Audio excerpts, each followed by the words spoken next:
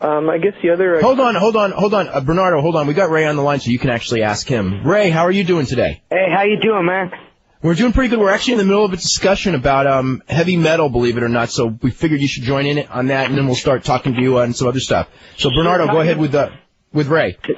Yeah, you used to wrestle a lot with heavy metal.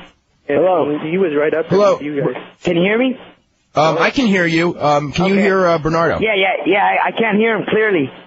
Okay, Bernardo, speak up a little bit louder. Okay, Rey Mysterio, well, first of all, let me just say it's a real honor to speak to you. I mean, you're probably one of the best wrestlers that I have ever seen live. It's hard to pick up on the phone right here. I can hear you, Dave, very clearly. Hello? Can you hear me, Dave? I can hear you perfectly. Okay, that's good. Okay, what was he saying? Because I can't hear him. I can't hear him speak up. Hello? Go ahead, Bernardo. All right, let me try it again. So it's just basically, what can you say of heavy metal, Rey Mysterio? He used to wrestle a lot with you guys, and he was practically right there with you guys as far as being a top talent from Mexico.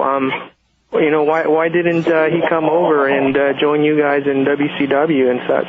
You know what, Dave? It's very hard for me to pick up. I can't hear him. Not at all. As soon as he starts talking, it starts breaking up. I know he's asking me about heavy metal. Yeah, he's basically asking how what did you think of heavy metal, and as far as like why he never came to the United States. Well, when I worked with heavy metal down in AAA, it was actually what greatest matches we can ever have. His purpose, I really don't know. Maybe he wasn't that sure of himself of making it here. But once everyone basically took apart from AAA, when Conan left and a couple of people started leaving, like Parka, he was one of the fewest that were really loyal to AAA, and he didn't really want to make a business elsewhere until maybe he saw somebody was already set.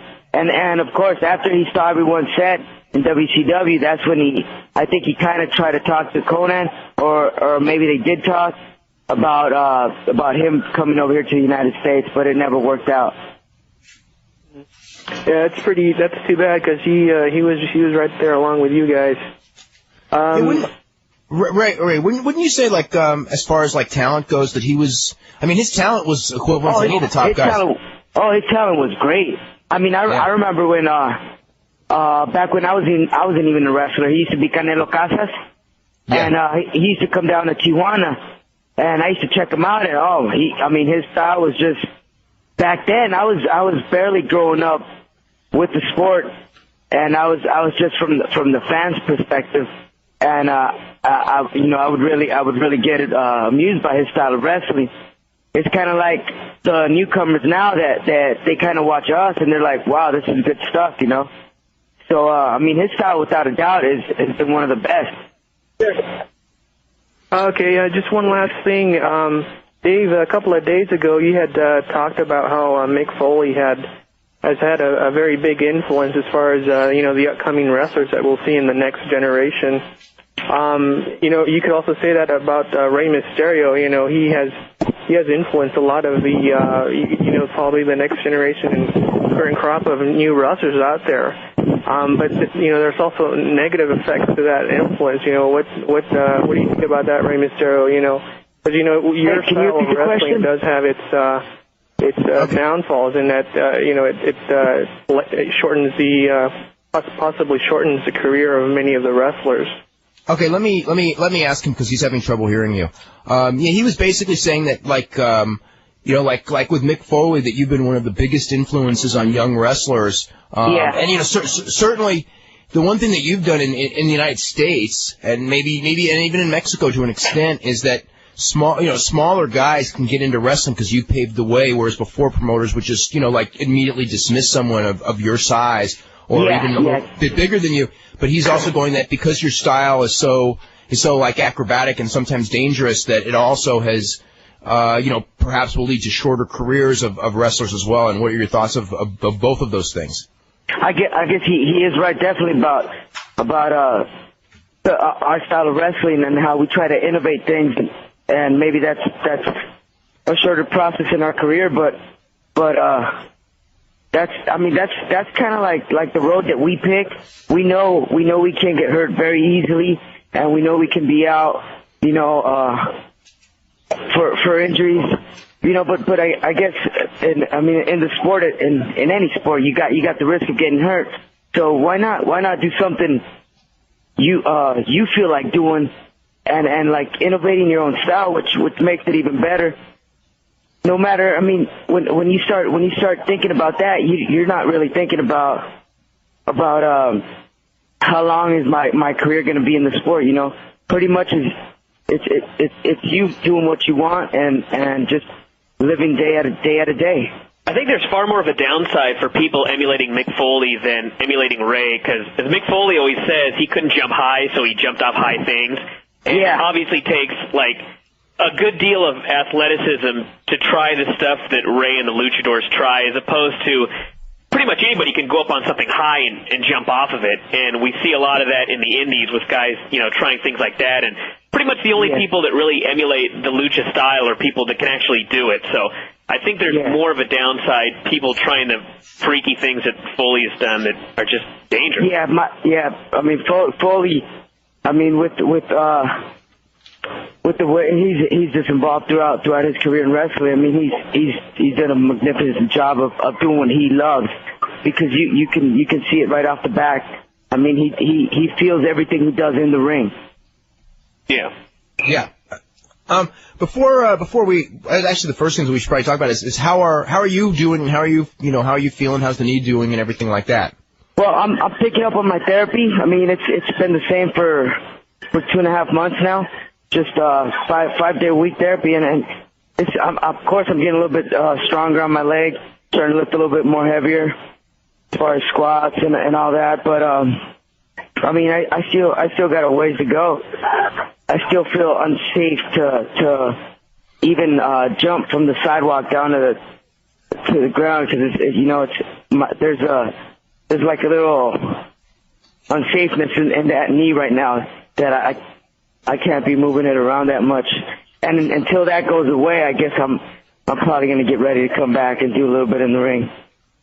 What is the doctor giving you any advice as far as what you should or shouldn't be doing in the ring, or is it just one of those things where are there any things that are harder on your knees that maybe you should give up, or is it just one of those things where you just consider it kind of a freak thing because anyone can hurt their knee at any time in wrestling?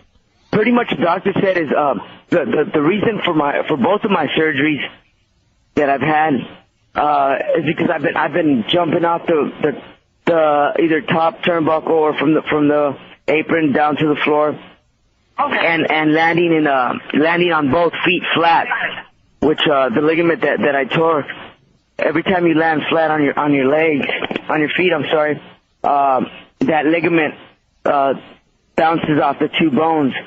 So he told me to take that away as much as possible. So is that like that Paraguayo kind of like flying? Yeah, exactly. Every time I land every time you do a backflip and you land on your feet back, that messes it up every time. So he's like, the more you can stay off your feet, the better. So but I can still jump on the ropes, do whether I have to land on my back or on my chest. That's no problem. Just to keep off my feet a little bit. So that would be like, say a tope where the other guy catches you and you're not landing with both feet on the ground would be safer than maybe than jumping off the top rope and just doing a backflip off the top rope. Yeah, exactly. Or even just like an axe handle. Yeah, like even a double sledge off the top or something, yeah. Yeah, or even now that I know that I can't be doing that as much, I know that every time it's getting close to landing on my feet, I'm obviously going to either tilt sideways and take the fall on my side or something. But it's already 3 surgeries in less than 2 years, and I think I've been wrestling for 10 years now, and it kind of gets me deep down inside knowing that I'm only 25 and I'm already in my 3rd surgery in less than 2 years. So I just want to make sure this time I'm off, I make sure I come back right and not pressured, so I can definitely come in again, because the doctor, the first thing he said that if my PCL would have been torn, which it was stretched out, it would have been hard for me to come back to wrestle again. Wow. Do you feel that you might have come back too early the last time? Maybe not too early, because I did feel that I was strong enough and ready, but I guess it's different thinking that, and I mean, feeling you're strong, but outside on your daily basis, and not in the ring. I don't think I was ready enough to be in the ring already. Mm-hmm. So that's like night after night type thing. Yeah, night after night type thing. Yeah. So that kind of messed with me. What's Oh, go ahead. So I was just gonna say that when they repaired my ACL again, like I said, the doctor said that my PCL was harder to see. So when they found it, they actually had to shrink it a little bit because it was stretched out. So they shrunk it with some laser, and obviously it's a little bit stronger now. But he said if that would have been torn, it would have been really hard for me to come back to wrestle. Which I guess he would have probably had to made a miracle or something. But thank God I'm still here. Now, what have you talked to Juventud Guerrero lately? I talked to him last week. How's his recovery coming? He's doing okay. This Wednesday he had to go see Andrews, and I think he should be ready in about 3 weeks. Mm-hmm. He should be ready to come back. Have you talked to Conan as far as his status in the company right now? Everything is okay. I mean, he's staying with us. I think he temporarily got suspended for 2 months. And but besides that, you know, he's a team player. He knows how to do it. But just the screw-ups that they've been having recently, you know, it didn't turn out the way it should have, or they took it the wrong way, and they try to take other people down to the hole. So, you know, it was all just a big mistake. But as far as what I know right now is that Cohen will be out for 2 months without wrestling. Let's see. I got a series of questions here rather than start a call because we're going to have to go to a break in just a second. This is from Chris Viola, and he was talking about, can you explain what your mask stood for in your mind? You know, your Rey Mysterio Jr. mask that I guess did your uncle give you that mask basically? Or, yes, yeah. Yeah, he gave it to me. It came out one time. I had the wrestling name of Coley B, and just out of the blue, he just popped in the ring and gave me the name with the mask. It was pretty fun. But the mask to me, it was just part of my whole character. I mean, the way I felt it was kind of like action hero-ish. You know, you have your wrestling life and you have your private life, and that was a big factor back then. You know, that most of the people didn't know who I was, and I had my separate lifestyle. Now it's a little bit harder. So, yeah, well, how has your life changed as far as you know living in San Diego area and everything like that, and going to Tijuana, where before, outside of say a wrestling arena, even though you were a big star that people had seen on TV, you could walk the streets of Tijuana or San Diego pretty much in anonymity. You just look like, you know, any you know, you look like basically any guy who just goes to the gym a lot. Yeah. And now it's kind of like, you know, when people see you, I mean, like you're, you know, at least certainly to wrestling fans, you're totally recognizable. How's your life changed? It's been in a good way because, you know, I grew up all over this place, San Diego and Tijuana. So now it's kind of cool that I can go tomorrow. I can go to the gym or I work out, and I mean, wrestling fans, you got them all over the place, and it's kind of cool that you can relate to people that are my age, you know, because most of the fans that are watching right now are between the ages of 18 and 25, you know, the younger crew. So it's kind of cool that you know, the word gets around, and we can have a straight conversation. Because you know, as far as people who like wrestling, not in particular my fans, but people who like wrestling and can just go with a good conversation, you know, it kind of keeps you up, because it's the new generation that's going up, and it's all the people that are following you through TV and that know that you're still on TV, but you're also a cool guy like any of them. You know, you can do whatever you want. You can kick back. You can have a drink. You can have a beer, whatever you want. You know, and that's what makes it cool to them, and what makes it cool to me too. That we can relate to the fans and that. I've got a couple of notes here I want to get through on the emails. The final rating for SmackDown was a 5.2. So it was I believe that would be, I don't have it in front of me, but I believe that would be the second highest rating, I think 2 weeks ago. Was it a 5.3 2 weeks ago? I know they set the record against the president. Yeah, it was, I don't remember what I'll see if I can find it while you're talking. Yeah, it was 2 weeks ago was the record. Last week was down to a 4.7. This week is 5.2. So that would be the highest against real strong competition, because all the NBC big shows were going at it. So very, very impressive, which I think speaks volumes for the quality of the Raw show, among other things, on Monday night. Couple of notes. Randy Reyes says Papi Chulo had a match in August 1998 against Val Venus on Raw. So anyway, we got actually a lot of emails on that one. 5.43 for SmackDown. 5.43 2 weeks ago. So this would be the second highest, because the Schwarzenegger one did a 5.1. I remember that. This is interesting. Bryan, do you think ECW would improve its rating if they moved the show to Monday night at 8 p.m.? It's a good question. It'd be head-to-head with WCW, but, I mean, the first hour hasn't been doing basically... I mean, they've lost so many viewers off their first hour that those viewers might be willing to tune into something else that's available at the same time. I think that their rating would for sure go up, but then you're looking at a perception thing, because... It's one thing to be out there getting beaten. You know, if they got beat, they would certainly be doubled in the Monday night race. They would be doubled by WCW and quadrupled by WWF. And I think it's better to just be on Friday night on your own and not have that same perception. But I think that as far as the rating itself, I think it would go up. I think they would draw a better rating Monday from 8 to 9 than they would draw Friday from 8 to 9. They did announce at the Rob Van Dam press conference today that CBS has okayed, I guess, a ton of advertising for this coming year for the TNN show. So I think it'd be best for them to wait and see how that does before doing. I mean, I don't even think they've obviously even talked about moving the show, but I think if that were brought up, it would be better to wait and see how all the additional advertising does before they decide to move it or something like that.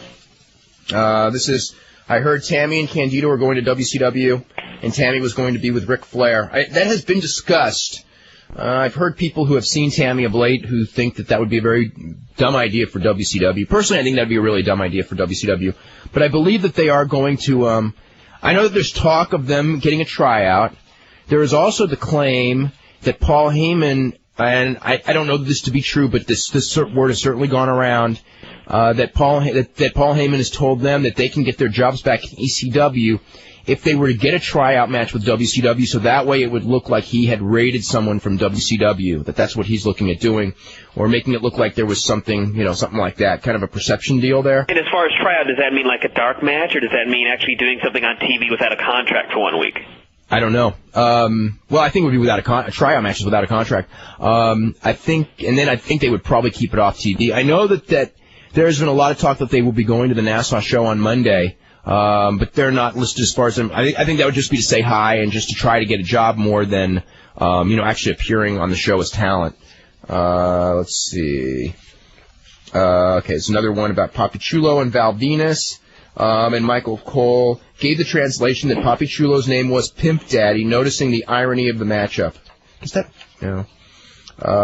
Didn't Mr. Pogo get seriously hurt in an explosive match like that? I was at that match in Japan in '96. That was more from a botched move, though. Yeah, no, it wasn't from the explosion. What happened was he took a bump off the apron onto broken glass, and there's some contraption with broken glass and things and maybe barbed wire, and he broke his neck. But that was from the bump. It wasn't from the explosion. That was the match with Terry Funk that when we went in and had Funk on that he was talking about. Friday's Newark Star-Ledger, which is New Jersey's largest sports paper, they had a big article about wrestling in the sports page. It claimed that Tito Santana was the WWF's second biggest star in the 80s behind only Hulk Hogan. I haven't stopped laughing yet. Bryan's going to be laughing for the next 45 minutes as well. Oh, my God. Yeah. Do you think Hunter Hearst Helmsley has a taste for blood after the Royal Rumble and might be willing to take the insane bumps reserved for Foley? No. I hope not. Especially with his knees. It'd be stupid. I don't know if you could ever get a taste for blood where you would want to take crazy bumps for the hell of it if you didn't need to. You know what I mean? Yeah. I mean, Foley did it as a way to get over, and Helmsley's already over and the WWF champion, and what kind of thought process would it be to go, I'm already over, I'm already the top guy, but by God, I'm going to, do something really dangerous. That's not going to happen. Well, Foley did that at Hell in the Cell. He was already over by then. But Helmsley and Foley have totally different mentalities, so yeah. You're right. You're definitely right. This is, I plan to attend the Living Dangerously pay-per-view next month in Danbury, Connecticut. Is there any word of a match of whether we'll have Mike Awesome defending the title? I mean, it's not officially announced, but I believe the main event on that show is going to be Mike Awesome against Masato Tanaka. And there's certainly a lot of hints going around that there will be a TV title tournament on that show. That is also not official. How come CWA tapes from Germany are so hard to get? Nobody records them. I don't know. There's no problem with translation. Then again, they have that with England, and I can get England tapes pretty easy. Maybe nobody wants to watch them. All right, here we go. Remember when Mick Foley wrestled Kane on Raw in the Hell in the Cell match? Foley tried twice to throw a chair onto the top of the cage, but missed, and the chair ended up almost hitting him coming back down. He took a bump like Shawn Michaels off the side of the cage. He took a few unprotected chair shots. It's pretty obvious by looking at him that he's in worse physical shape than he was then. I don't think he can ever duplicate the match that he had. He shouldn't try, but he got huge pops on Raw and all he did was punch the whole time he was in the ring, which was a total of 3 minutes. He doesn't need to do anything crazy. Nobody wants to see him leave the sport almost crippled and unable to find his car in the parking lot. Hey, I have trouble finding my car in the parking lot a lot, so that's not, let's see. This is for Ray, so we'll wait for Ray to get back here. And is it true that Sitch and Candido have verbally agreed to a WCW deal? I'll check on that. I had not heard that. I know that there'd been talk in the last week about it, though. And this is another thing for Ray. Okay, we're just waiting for Ray to get back here. And before that, let me just get a couple of more notes here. Okay, let's see. Cauliflower Alley Club is going to be having its meeting in Las Vegas, and that'll be over this weekend, and at Sam's Town Hotel and Gambling Hall in Las Vegas from 10 to 6 p.m. Saturday and Sunday, admission free. So if you're in Las Vegas, they will have wrestlers signing autographs, Legends of Wrestling signing autographs. Saturday will be Pat Patterson and Danny Hodge. Sunday will be the Crusher, Red Bastien, Ole Anderson, and Chavo Guerrero Sr. Okay, so got that. Rey Mysterio Jr. is back on the line. Ray, how are you? Hello? Ray? Oh, this thing is like scary. Try that again in a minute.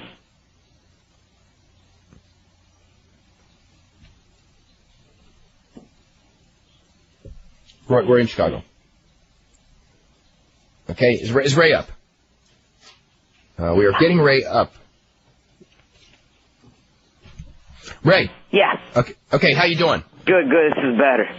Okay, this is a lot better. Okay, one of the things I wanted to ask you, and actually we had a couple of questions about this. Yeah. Is that whole thing that went down a couple of weeks ago with Chris Benoit and everybody leaving, and Conan and Shane and everything, and what was your thoughts about how everything went down? And I know that what exactly did you say to management? Because I know that you and Conan, obviously go back probably to almost the beginning of your wrestling career. Yeah, you go back about 8 years now. So what was what's your thoughts about how everything went down there? Well, just basically what I think is that what everyone tried to get cleared as far as the people that left and the people that are still here was that we've been stopped too many times from becoming stars, and I think if we have the potential to become a superstar, or at least given the opportunity to become a superstar in professional wrestling, you would think it would happen here, but it's not happening. So that's what we spoke out. We just spoke out that we've been held too many times, and that we want the opportunity given to us. That we know that if you guys put it on the table, we're going to take it, and we're not going to drop the ball. We're going to take it all the way to the top. But unfortunately, I guess politics that go throughout the sport of wrestling, which is the thing that has held many people back, and the results were that some people left, like Chris Benoit, Dean Malenko, Perry, great talent, very good talent. Were you sorry? Were you pretty sorry to see them go, especially Dean, because you and Dean had some phenomenal matches? You know what? I'll be straight up with you. And Eddie too, for that matter. I'm sorry? And Eddie too. I mean, you and Eddie had phenomenal matches too. Yeah, and one thing I can never forget about Eddie is that I remember he was so strong in Mexico City when I was down in AAA, and he left me like a king over there. And as far as Dean, I mean, my first wrestling match ever to have in WCW was against Dean Malenko. So I mean, I did feel really bad that they let him go. That they took separate ways, because I mean, the matches that I had with Dean, with Eddie, and with the rest of the guys, not putting anyone down, but I mean, Dean personally, because I started with him right here in WCW, you could say. And I called him up last week, and I told him, God bless you, take care of yourself, wherever you're at, who knows what the future might bring for any of us. You might be over here again, or I might be over there, but I called him up to thank him for the support that he's given me throughout the sport, because he's been a great teacher to me. And would you say that your match with Eddie at the Halloween Havoc, I think it was like mask versus title? Yeah, match of the year. Maybe your best match in all of WCW? I would have to say yes. Yes, definitely. I would have to say probably the best of the year, of that year, or maybe definitely throughout several years. But it was one hell of a match, and I go back to very good thoughts about that. If you had to name, like, I don't know if it's one or three or four of matches that you've had since your career started that you would say, or you're looking back, are your favorites, like which ones come to mind right away when I would ask a question like that? I would have to say Super J Cup with Psychosis. Oh yeah. I would have to say, even though it was a very short match, but the way it was set up, we once had a 4-on-4. It was Liger, Ghetto, Juventud, and Chris Jericho against, it was Ultimate Dragon, other two. Oh my God, I lost the other two. It was a 4-on-4 match we had in Japan. I remember, we kind of felt very proud at the time because our ex-boss was down there, Antonio Peña. So he was actually the only two traveling from Mexico were Juventud and me, and it was actually a hell of a show that we had down there. I go back again to Juan de la Barrera, Mexico City, for the championship belt, the welterweight. It was me and Psychosis, and I would have to say the 3-on-3 matches we used to have with Super Calo, Winners, and me against Heavy Metal, Psychosis, and at the end it was Juvi, but at the beginning it was Picudo. Did you ever get to the point where you could do like an entire match with Psychosis without calling a single spot? Definitely, without a doubt. Because that J-Cup match, I remember watching that, and the crowd was just, they were watching so intently, and it was so quiet. Yes, and you could hear you guys breathing on the mat while you were doing your you're wrestling there at the beginning. You know what really amused me, because that was actually my first wrestling match in Japan. Just the way the audience would just lay back and wait for everything to happen little by little, and just the reactions. It was incredible. You always hear about people that are wrestlers that are going out of Japan, and they're like, the crowd is like this and like this, and they do this and they do that. You kind of just imagine everything in your head, but there's nothing like somebody telling you how it is than to really be there and living it, with flesh and blood. Two. Before we go to the calls, I just want to bring up two of my favorite matches that you were in were like about 2 weeks apart, a couple of years ago. It was both with Juventud Guerrero. One was in ECW in Philadelphia. It was Mick Foley's last match in ECW, I believe. Oh my God, yes. And when you did the Hurricane Rana on the car, and it was freezing out. Yeah, we had. You know what? That's right. And I totally excluded ECW, but yes, that was one of the best matches I've ever had in ECW, because we took the cameras to the outside, and I think they have already done that before, but me and we were kind of, we were excited, we were jacked up. Like, let's take the cameras outside. So we took them outside. We did I think it was a power bomb off the hood of the car, and I think I backdropped them, and I came off with some head scissors. Yeah, that was some good times back then too. The other one was just a couple weeks later in Tijuana at it wasn't even at the Auditorio, it was at the Palenque, and I thought that match was unbelievable. Was it a one-on-one? It was a one-on-one for the title. I think. And you know what, Dave? I was just watching because my kid likes when he sees the tapes that I'm going over, he likes kicking back and watching wrestling matches with me.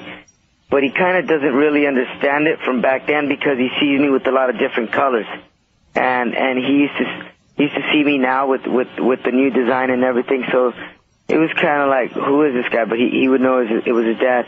And I was just watching that very match that you're talking about. It was in the Palenque, at Tijuana. Yeah, because I remember that match. The heat in that match was so incredible. It was intense, huh? It was intense. Oh, I just like the whole match, 25, 28-minute match, and the heat. The heat was so great, and I remember people were going, because I had actually been to the Philadelphia match, and then the people who I was with were not at the Philadelphia match, and they go, "How would you compare them?" And I was like, "Well, they're totally different matches, but." Yeah. But I couldn't say one was better than the other. They were equal. Yeah. We're going to start with Roy in Chicago. Roy, how are you doing? Pretty good, Dave. What's up, Roy? I have a question for you. A few months ago in an interview, you said that Psychosis had pretty much lost his spirit for wrestling.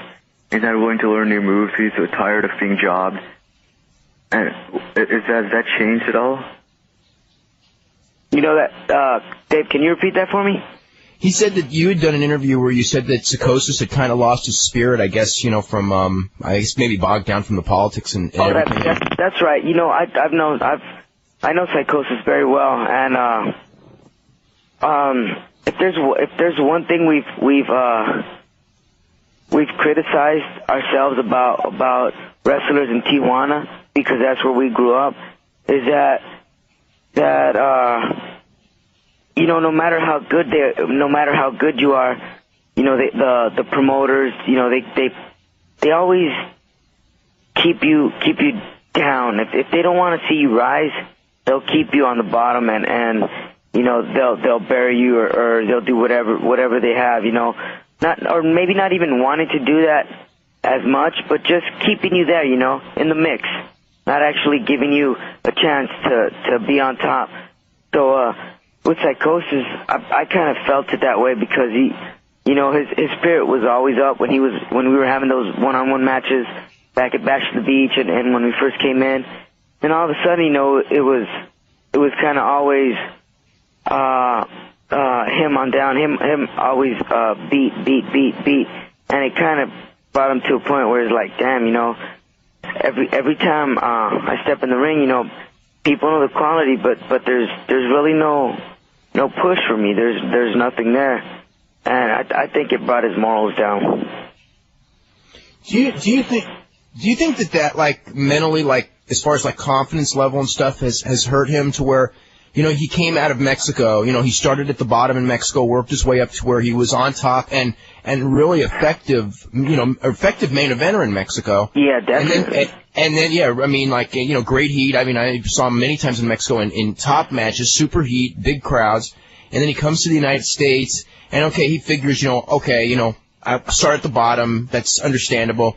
Work the way up to the top, yeah. Right, and then after a while, when it's not happening, do you think that it like hurt his confidence, going like, wow, maybe I'm not as good as I thought I was, or something? Definitely. I think not as much as I thought. I thought it was a lot better than this, but as much as just thinking overall of what wrestling has to bring to you. You know, no matter how good you are, if the person ain't there to help you out, you know, it's like, damn, you know, why even kill myself if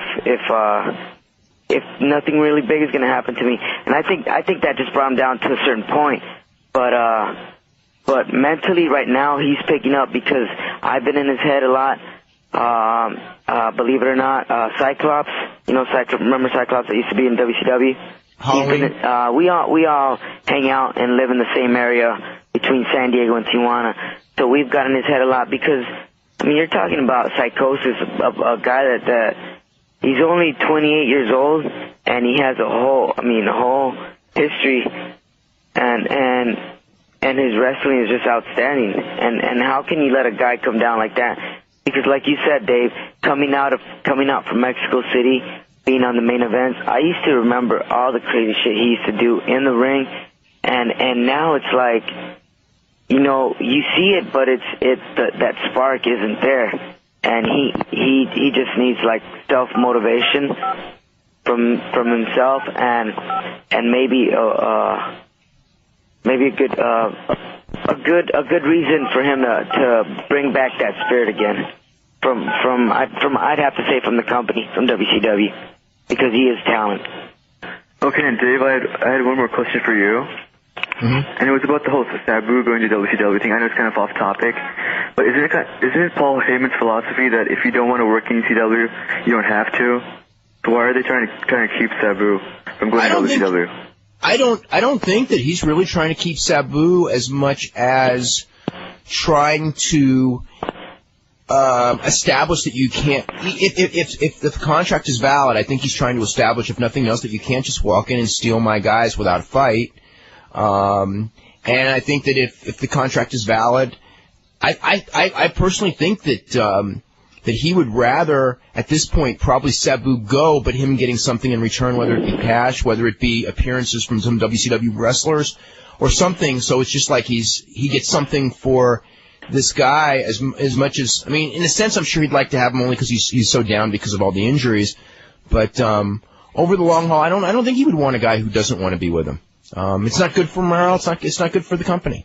And speaking of Sabu, I think he's had some influence on Ray's career, and vice versa, kind of. What's that? Would you say that Sabu's had influence on your career? On mine? Yeah. Without a doubt. See, I like. To me, it's like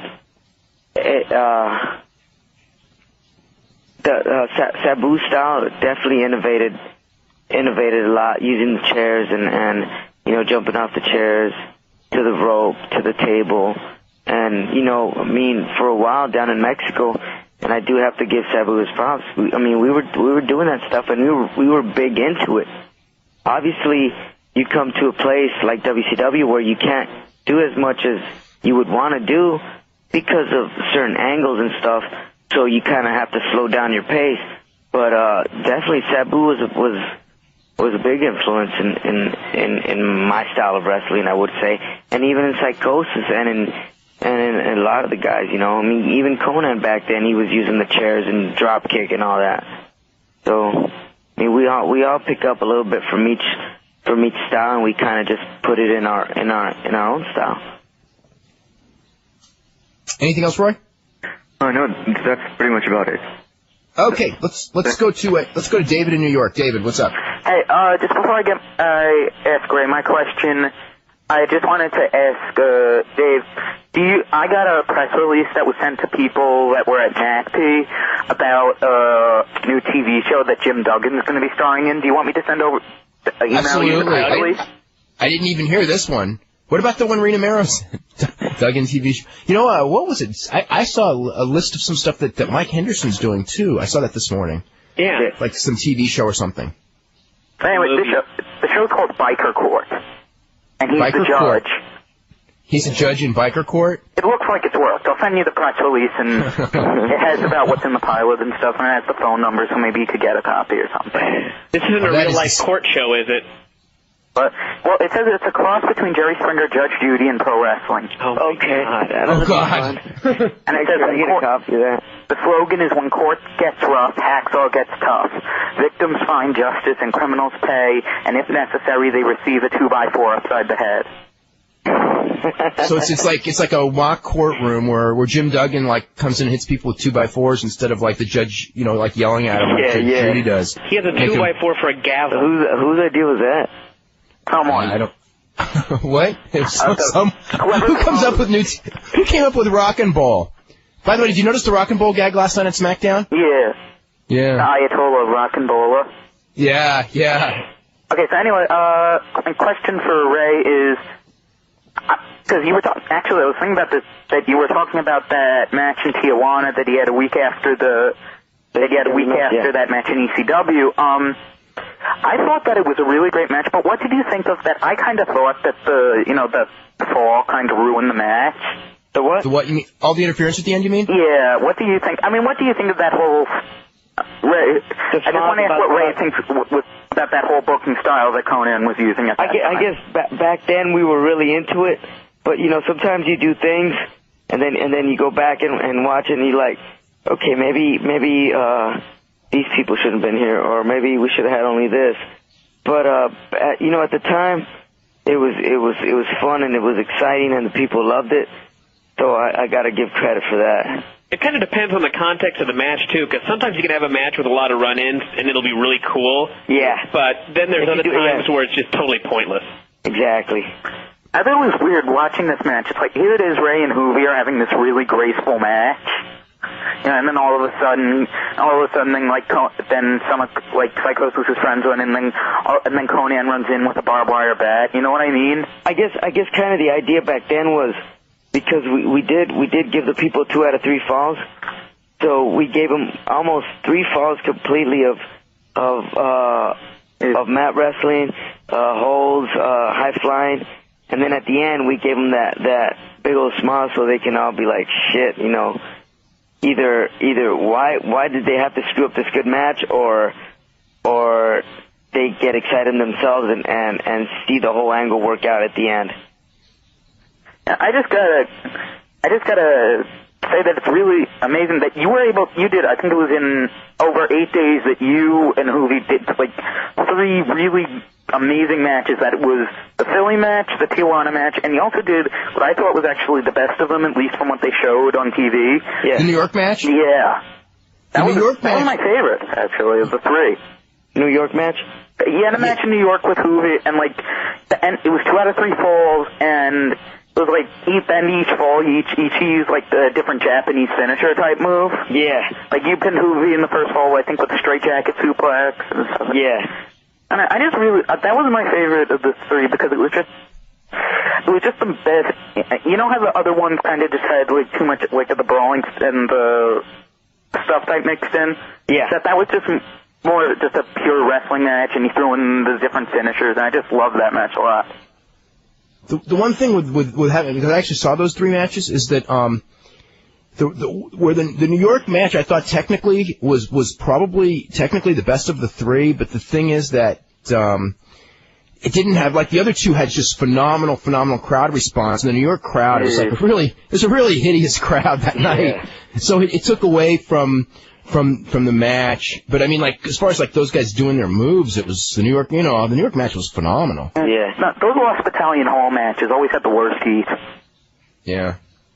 It was a really, like, it was a crowd. I mean, I remember sitting there, and they're just sitting there, and all they wanted was blood, and this, I think, was when the commission wouldn't let them have blood. Yeah. So the crowd was just in a bad mood all night. I mean, it was just a really tough crowd. There's one last thing I want to mention that, Ray, I don't know, like, I think my favorite matches along with the ones with Hoovy and some of the ones in Mexico was one, I think it was you teaming with Hoovy against Laparca and Psychosis on a Nitro. I remember that. Yeah, that it was... Yeah. That was just... Is it true, like, I remember hearing rumors at the time that you and the other three guys were upset about how your place is in the company and you just did a great match just to tell them to push you, kind of? Yeah, but I think back then we were, like, just frustrated at the time, and we're like, let's just go out there and bust it, you know? Let's just go out there and do what we like doing. And we felt it, you know. We went out there, we rocked it, and we came back, we high-fived, and we were just happy about the performance that we did. Okay, that's it, Dave. I'll try to email you that press release and some other stuff, okay? Okay, cool. Okay, bye. We got a news item. I want to thank Andy Patrizio for sending this one over. This just came across. I'll read it to you. Time Warner Incorporated's World Championship Wrestling is facing a challenge from a three-man tag team of black and Asian professional wrestlers in court, not in the ring. Harrison Hardbody Norris, who's of course Hardbody Harrison, Bobby Hardwalk Walker, and listen to this one, and Kazuo Sonny Ono filed, you're going to love this, Bryan. Bryan, listen to this. Filed a racial discrimination lawsuit today in federal court in Atlanta, claiming the Atlanta-based World Championship Wrestling treats the minorities unfairly. The wrestlers protest that blacks are cast as thugs, pimps, that's the other show, and Uncle Toms, and Asians as conniving and greedy. That's true. While white performers receive positive winning roles that advance their careers. The lawyers also say that their clients' white counterparts make substantially more money, well, than those guys. They do. God, it's Bobby Walker, hard to work, watch, whatever. Okay. Why does every African-American have to be portrayed as a loudmouth puke, said Carrie Itchter, an attorney representing the wrestlers. Also on the wrestlers' legal team are Merrick Bernstein and former state attorney general Mike Bowers, who campaigned for governor in 1998 on the issue of ending affirmative action programs. Wow. Okay, he campaigned, listen to this, on ending affirmative action programs, and now he's... Oh, my God. Bowers accused the media conglomerate of hypocrisy for promoting racial stereotypes at the same time it condemns the practice in Major League Baseball. These are people who are looking to penalize John Rocker for doing what is in these complaints, Bowers said. Boy, I tell you what, I have heard a lot of people make that analogy of John Rocker and pro wrestling lately. Bowers, Rocker was suspended until May the 1st for racially offensive comments he made in Sports Illustrated, as you all know. The Braves are part of Turner's empire. Let me just see if there's anything else. The suit alleges that WCW violated federal racial discrimination laws, humiliated minorities, and created a hostile work environment, among other claims. The suits seek opportunity for better roles that might lead to wrestling stardom. The wrestlers also ask for the status of regular employees, not independent contractors. They seek unspecified damages. Norris, who claims he lost his job because he's black. I don't think that's white. Oh, well. Wants his contract reinstated. White males dominate professional wrestling and the audience for television spectacles. WCW has had few, if any, black stars with positive images. They have? Booker T, right? Yeah. That's a positive image, no doubt. The one act, here we go. The one act featuring blacks promoted now in WCW is Harlem Heat, a black duo, the suit says. One white combatant has appeared in blackface to fight, and that's Ernest. Remember Bagwell and Ernest to fight a black opponent? Yeah. The suit says. No comment, says Alan Sharp, WCW PR director, when asked about the allegation. Sharp said, only one black act is being promoted by the group. Tune in Monday night and see for yourself, he said. I guess that means Booker T will get a big push Monday night. I think that's evident. The plaintiffs say that wrestling promoters must grapple with evidence that shows WCW writers and management direct the success of white wrestlers through the scripts at the expense of black wrestlers and other minorities, and that the workplace is hostile. Racial epithets are used, and nasty racial jokes are posted at the WCW offices, according to exhibits in the suit. Oh, that's like so bad if they have them, because it's like, oh boy. Remember that whole deal with Eric Bischoff and the? I don't know if it was Bischoff that did it, but while he was there, the inner office memo. The inner office memo. Yeah, he was there. That was actually maybe the beginning of the end, because it was one of his secretaries that. You mean the racial joke, right? Yeah. Yeah, there was a racial joke posted by one of the secretaries there, and there was a lot of heat because they didn't get fired. Wow. Yeah. Wow. I'll tell you what. When it comes to this, it's really weird because we're talking about like, Hardbody Harrison and Bobby Walker, who were guys who, they never got a push, exactly. But I mean, like, there's, as far as like the talent thing goes, and I'm not encouraging any type of action or anything, but I mean, there is something that if there's more of a case with some of the Mexican talent. I mean, like, it's one thing for like, Hardbody Harrison and Bobby Walker, who have no resume of wrestling stardom, no ability,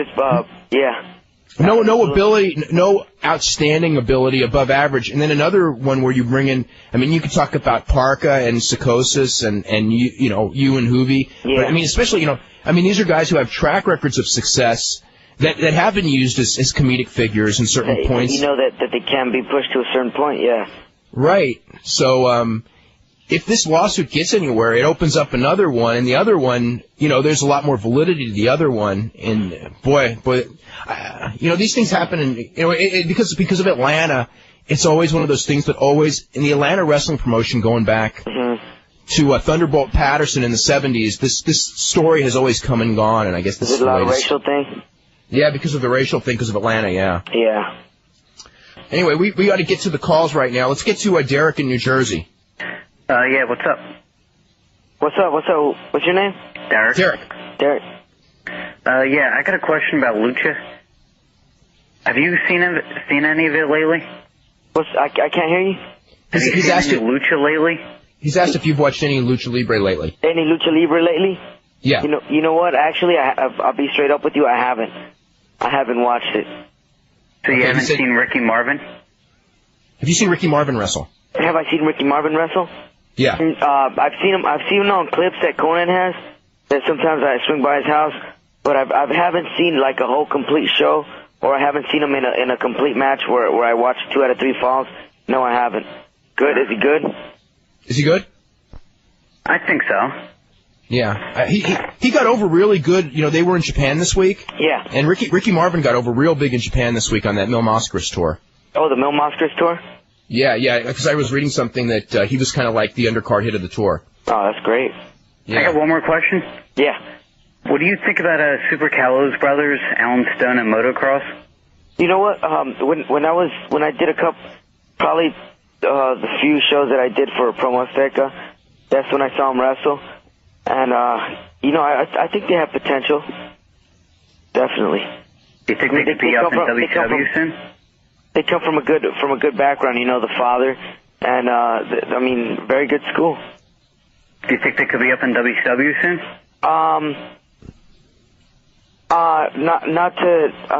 Whether it's WCW, ECW, or WWF, they got it to come here to the States. Yes, they do. All right, thanks a lot. All right, later. Okay, thanks a bunch, Derek. We're going to go to James in Washington. James, what's going on? Hey, Dave, how's it going? It's going good. What's up? Good. Couple questions for you. Hey, Ray, have you ever wrestled down in Tepic? Tepic? Yeah. Yes, I have with AAA. Yeah, because I'm going down to Mexico next week, and we're going to end up in Tepic. And I was wondering, do you remember what the place where you wrestled was? I don't know exactly, but I know Super Calo had to do with some wrestling shows down there. Yeah. So as soon as you get to town, you might want to look out wherever they have the wrestling matches on. And hey, Dave, I've been a long-time subscriber, and recently, when I get my newsletter, I've been getting it through the mail for all these years. The spine of it is like really worn out, and it has worn through like 4 of the pages, and there's a great big chunk of it that I can't read. Yeah. And I don't know. It's like every other issue is that way. Wow. If there's something that you can't read, you should just email us or just call us right away, and we'll send out another issue. Yeah. But it shouldn't be like that. Okay. Yeah. Sometimes it's on certain things that just doesn't interest me, but some of it's kind of a drag. Anyways, keep up Keep up the great work. All right, man. Is Bryan on the line? Hey, what's going on? How's it going, Bryan? Is this Luchador James? Yeah. Hey, I'll call you after the show. Okay. All right, cool. All right. Take it easy, Dave. Okay. Bye. All right. Bye-bye. Yeah, Ray, what did you think of that story that we just talked about with the lawsuit? With the lawsuit? Yeah. Well, it's like you said. It seems that it could happen a lot more with all the Mexican wrestlers that come from a background of wrestling and that they really haven't pushed to a certain point. But then again, it's you hear it all along through WCW that it's always been a racial thing as far as blacks trying to file a lawsuit because they haven't given the opportunity. But then again we go back to the same thing, politics, right? Or maybe just a frustration of not being able to get the opportunity to rise. But it doesn't necessarily have to be a racial thing. It just might be it's not your time, It did seem like they at least gave the luchadors, like you and Hoovy, that took your masks off, at least a good push at the beginning after it happened. So yeah, it seemed like it was almost a mask deal that really got in the way. But then again, it wasn't like they tried to push you guys all the way to the top. Yeah, exactly. It was What's your feeling coming back on that with the mask thing? I mean, do you wish they hadn't taken the mask, or now looking back, do you think it wasn't that big of a deal? See, it's kind of hard, Dave, because I grew up with the opposite style of American wrestling, which of course is Mexican, and I mean our psychology is a lot different, and once we started working for WCW, a lot of heads were talking to you. You were hearing a lot of things in your ear.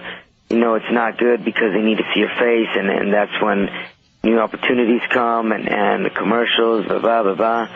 And you were like, damn, maybe that is right. And then another part of you was just rephrasing all those 10 years that you lived in wrestling, but with the mask, like, whoa, it's part of you, and you've carried it for so long, and it's not, don't take it off that easy. So it was kind of like a 50-50 thing, saying, okay, I'm gonna step into the future and see how it turns out, or am I gonna stick with the old school, and it was hard at the time, but now it's like, now that I'm here, I don't regret ever doing it. No, and who knows if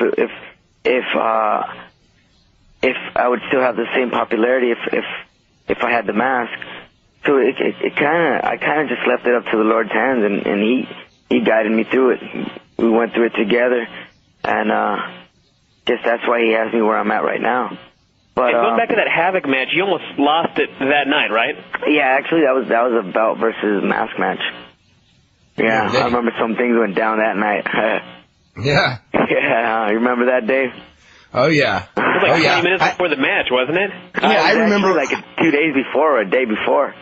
Yeah, I mean, I remember watching that match, and it was one of those things where it was like this incredible match, and literally, I didn't know who was going to win because it was like going back and forth, like almost until the end. Intense. Yeah, because I mean, originally, Eddie was supposed to go over, and then I know that, they held that. I mean, Eric held that to like the last minute. Yeah. Like last minute thing, boom, and like damn. But yeah, I was. To be honest with you, I wasn't mentally prepared right there at the time. Oh, to lose that match? To lose the mask that night. Yeah. And like I said, God is always on my side. So. Did you ever become friends with Blitzkrieg? Yeah. What's I lost contact with him recently, but when he was right here with us, traveling up and down, I mean, we were good buddy trips. We used to ride together.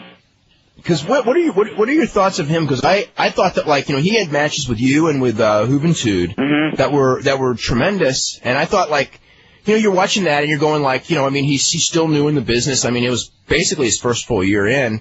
Yeah. And I was thinking, like, and he improved. I thought he improved a lot, and then it was like, God, you get rid of a guy who's showing, flashes of actual, real brilliance out there. Mm-hmm. I don't know. I thought it was like, geez, it's like, you can look at certain guys and just go like, this guy's, I don't know, it's too much talent to let him go on like a minor cost cutting thing. I mean, I'm sure his contract wasn't even that big, so. Yeah, I'll be straight up with this. The thing is, I don't like if I would have been new to the sport here in the United States and they would offer me a contract, let's say I'm just throwing out a figure here for $75,000, and I really don't know how the money works here in the States. In a heartbeat, I'm going to go ahead and take it, and I mean, of course, I'm not going to back down on it. Whether it's too little, if it's too little right now, I'm going to go ahead and work my way up and let them know that I can obviously make more money with the talent that I have. And as far as Jay, very good friend. We bonded really good. We're both out from the West Coast, and I think what Jay needed, he just needed a little bit of more motivation to the sport, because he felt it, but it was like for the minor things, I guess he didn't feel like being on the road or doing this, and sometimes I would kind of trip on that a little bit, because he's what, only 22, Dave? Something like 22, 23. 22. Yeah. I remember at that age, I mean, I was working down in Mexico, and I wasn't making probably what he was making with WCW at the time, and I was happy of being on the road and wrestling and working, and Jay was kind of Blitzkrieg was kind of like on the as long as I'm on TV, that's kind of good, but being on the road, you learn a lot, and you pick up a lot of crowd reaction, and you get the rhythm, and you kind of start building up. And I think that's the only thing that Blitzkrieg needed. He just needed that timing there for each little thing, because his skills are perfect in the ring. I mean, he gets off, but I guess he really didn't like being on the road that much. Well, that'll definitely work against you in wrestling, Bryan. You got to stick with what they're going to give you. Yeah, Bryan, I wanted to bring up the one name here in that suit that I found really interesting, which is the name Sonny Ono. Yeah, I mean, he got a fairly good role until Bischoff left. Well, I mean, the thing with the role that he played, okay? I mean, he had a lot of input into what he was doing. I mean, it wasn't like he was a guy underneath who's just being told what to do. I mean, he was very powerful in the company for a while there. Very powerful. And I mean, like, he lost his job when Eric lost his job. Okay, but the point is that, like, for him to complain about a demeaning role, it was like, geez, wasn't. I mean, I sensed that was a lot of his doing anyway. Yeah, I mean, he made the best. Himself. He made the best that he could while Eric was there. I mean, he was like you said, he had a lot of power. He had a lot of power in that company. So, I mean, why even complain about something like that when at the time you were on top? Yeah. I mean, that name, like, it's really interesting. Got to also bring up Norman Smiley's name as another black guy that's got a huge push right now. Oh, yeah, that's right, Norman Smiley. Yeah. Yeah. Not, they could argue that role is sort of, you know what I mean? He's playing like a really, it's even as a babyface, it's a semi-demeaning role. Certainly it was, you know what I mean? I mean, but he's there. That's kind of like a goofy role that anybody could play, No, anyone could play the crybaby, and anyone could, go in the, you're right. It's absolutely not a racial role. Yeah. Yeah. Not at all. Yeah. Even though you do know as black people would always be up front with things, never back down from anything, Always on top, if they want somebody with you, you're like, what, you're always there. And it's kind of hard to see a black person like Norman without using any racial, doing the crybaby gimmick, because you hardly see anybody like that. But if it's him, perfect. Yeah. We are completely out of time. Ray, I want to thank you very much for doing the show today, and I want to... do you got any kind of a date as far as when you might be able to come back? I mean, like to a month or something like that? You know what? I got a doctor's appointment on March 6th, and I think after that, I'd probably say April. Probably back on TV by April. Okay.